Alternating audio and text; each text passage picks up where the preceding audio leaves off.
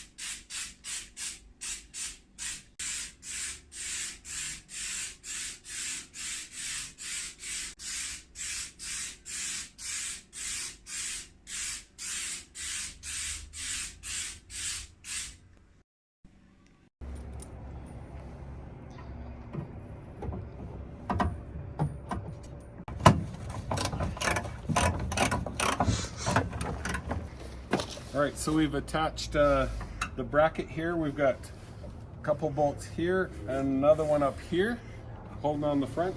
Okay, we've got the two bolts here mounting the bracket to the frame, and another one here through the fender right here on the end. So we're just mounting the last bolt holding the frame.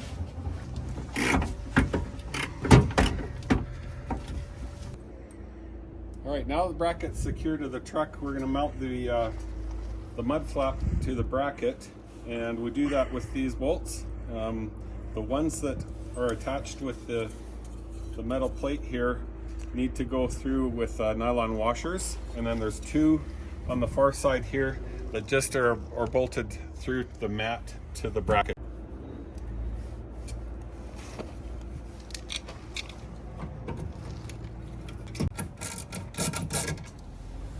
Okay, we'll do that first one loose so we can get the others, and get one over on the far side here.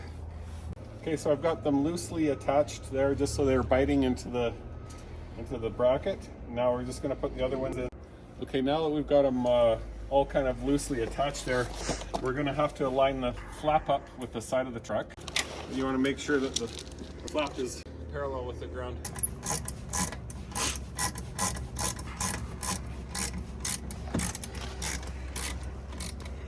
Alright, so same thing on this one. Start the top one up here.